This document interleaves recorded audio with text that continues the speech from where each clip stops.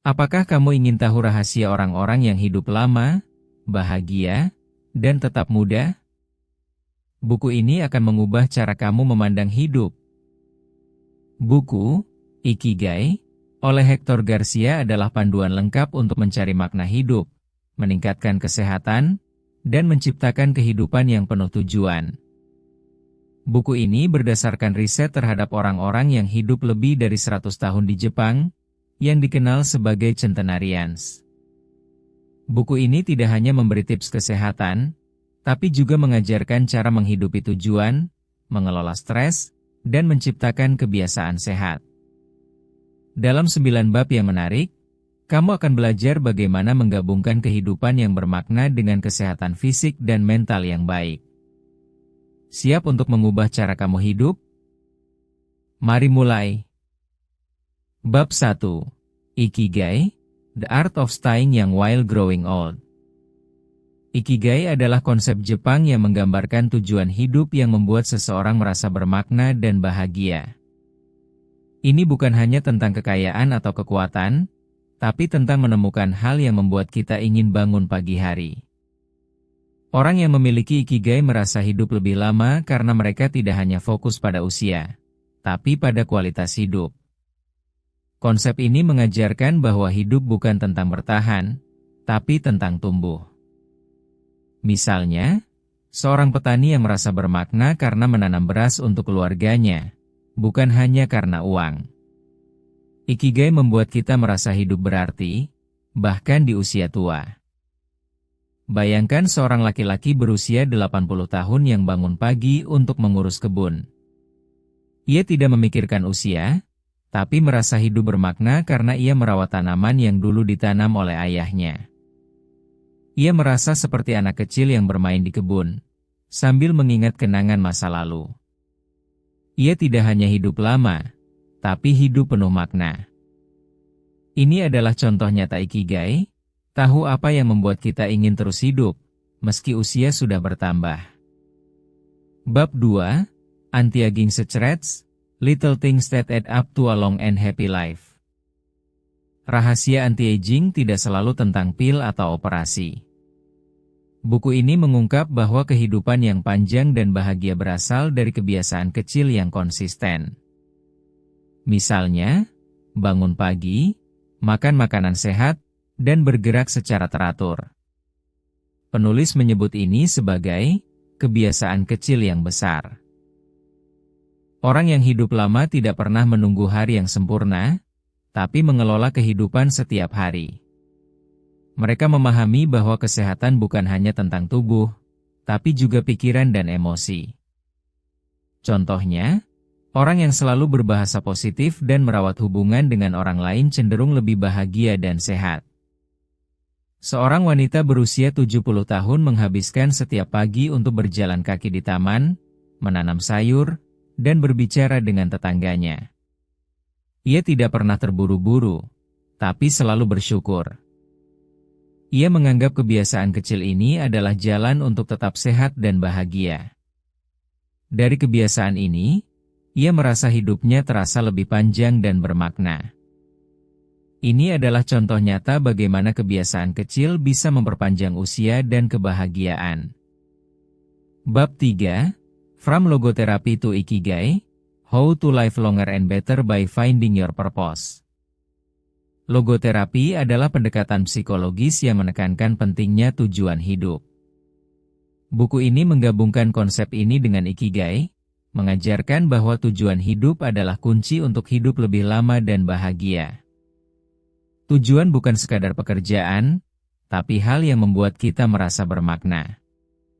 Misalnya, seorang guru yang merasa bermakna karena membimbing anak-anak, bahkan di usia 70 tahun. Buku ini menekankan bahwa tujuan hidup harus dipahami sebagai alasan untuk terus hidup, bukan hanya untuk bekerja. Ini membuat kita lebih bersemangat dan lebih sehat secara mental. Seorang laki-laki berusia 70 tahun adalah guru yang mengajar di sekolah dasar. Ia merasa bermakna karena anak-anaknya selalu menunggu dengan antusias.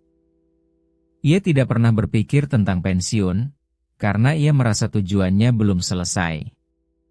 Ia merasa hidupnya penuh makna karena ia bisa memberi ilmu dan kebahagiaan kepada anak-anak. Ini adalah contoh nyata bagaimana tujuan hidup membuat kita ingin terus hidup. Bab 4. Find flow in everything you do. How to turn work and free time into spaces for growth. Konsep flow adalah kondisi di mana kita merasa sepenuhnya terlibat dalam aktivitas, sampai lupa waktu. Buku ini mengajarkan bagaimana menciptakan flow dalam pekerjaan dan waktu luang untuk tumbuh. Misalnya, seorang seniman yang merasa bermakna ketika menggambar, karena ia merasa sepenuhnya fokus. Buku ini menekankan bahwa flow bukan hanya untuk pekerjaan, tapi juga untuk kegiatan sederhana seperti memasak atau berkebun. Dengan menciptakan flow, kita bisa meningkatkan kualitas hidup dan kebahagiaan. Seorang wanita berusia 60 tahun merasa hidup bermakna ketika ia menggambar bunga di taman. Ia merasa seperti anak kecil yang bermain, lupa waktu dan kelelahan. Ia merasa bermakna karena ia bisa mengekspresikan diri dan menciptakan sesuatu yang indah. Ini adalah contoh nyata bagaimana flow bisa memperkaya kehidupan. Bab 5.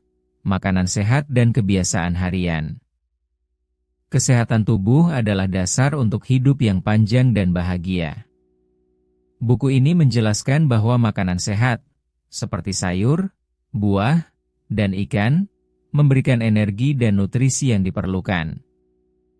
Kebiasaan harian seperti tidur cukup dan minum air putih juga penting. Penulis menekankan bahwa pola makan dan kebiasaan harian tidak hanya memengaruhi tubuh, tapi juga pikiran dan emosi. Orang yang hidup lama biasanya memiliki pola makan yang seimbang dan kebiasaan harian yang teratur. Seorang laki-laki berusia 80 tahun selalu makan sayur dan buah segar di setiap sarapan. Ia juga minum air putih yang cukup dan tidur setiap hari. Ia merasa tubuhnya tetap kuat karena kebiasaan ini. Ini adalah contoh nyata bagaimana pola makan dan kebiasaan harian bisa menjaga kesehatan tubuh dan pikiran. Bab 6. Mengelola stres dan emosi. Stres dan emosi negatif bisa merusak kesehatan mental dan fisik. Buku ini mengajarkan cara mengelola stres dengan teknik seperti meditasi, olahraga, dan berbicara dengan orang terpercaya. Penulis menekankan bahwa mengelola emosi adalah kunci untuk hidup bahagia. Misalnya, seorang ibu yang merasa bahagia karena bisa menenangkan anaknya dengan sabar. Buku ini menunjukkan bahwa cara mengelola emosi bisa mengubah kehidupan seseorang secara positif. Seorang ibu berusia 70 tahun selalu menenangkan anaknya dengan sabar, meski terjadi konflik. Ia merasa bahagia karena bisa memberi kestabilan dan cinta. Ia juga bermeditasi di pagi hari untuk meredakan stres. Ini adalah contoh nyata bagaimana mengelola emosi bisa menciptakan kehidupan yang lebih bahagia. Bab 7. Membangun hubungan yang baik. Hubungan dengan orang lain adalah bagian penting dari kebahagiaan. Buku ini menjelaskan bahwa orang yang hidup lama biasanya memiliki hubungan yang baik dengan keluarga dan teman. Mereka tidak hanya berkomunikasi, tapi juga saling mendukung. Penulis menekankan bahwa hubungan yang baik bisa meningkatkan kesehatan mental dan emosional. Misalnya, seorang laki-laki yang selalu berbicara dengan keluarganya dan membantu orang lain merasa lebih bahagia. Seorang laki-laki berusia 80 tahun selalu berbicara dengan keluarganya dan membantu tetangganya. Ia merasa bahagia karena memiliki orang-orang yang peduli padanya. Ini adalah contoh nyata bagaimana hubungan yang baik bisa memperkaya kehidupan. Bab 8. Menciptakan kebiasaan sehat. Kebiasaan sehat adalah kunci untuk hidup yang panjang dan bahagia. Buku ini menjelaskan bahwa kebiasaan seperti berjalan kaki, berlatih yoga, dan merawat diri bisa meningkatkan kesehatan fisik dan mental. Penulis menekankan bahwa kebiasaan sehat bukan hanya tentang disiplin, tapi juga tentang kesadaran akan pentingnya kesehatan. Misalnya, Seorang wanita yang selalu berjalan kaki di pagi hari karena ia merasa itu adalah bagian dari hidupnya. Seorang wanita berusia 60 tahun selalu berjalan kaki di pagi hari karena itu adalah bagian dari hidupnya. Ia merasa tubuhnya bugar dan pikirannya jernih. Ini adalah contoh nyata bagaimana kebiasaan sehat bisa menciptakan kehidupan yang lebih baik. Bab 9. Menghadapi usia tua dengan percaya diri. Usia tua bukanlah akhir dari kehidupan, tapi awal dari kehidupan baru yang penuh makna. Buku ini mengajarkan cara menghadapi usia tua dengan percaya diri dan optimis. Misalnya, seorang laki-laki yang merasa hidup bermakna karena bisa berbagi pengalaman dan ilmu ke orang lain. Buku ini menekankan bahwa usia tua bisa menjadi waktu untuk menciptakan kehidupan yang lebih bermakna dan penuh kebahagiaan. Seorang laki-laki berusia 80 tahun merasa hidup bermakna karena bisa berbagi pengalaman dan ilmu ke orang lain. Ia merasa bahwa usia tua adalah waktu untuk menciptakan kehidupan yang lebih bermakna. Ini adalah contoh nyata bagaimana usia tua bisa menjadi waktu yang berharga. Kutipan dari buku ini, tentang Ikigai, The Art of Staying Young While Growing Old.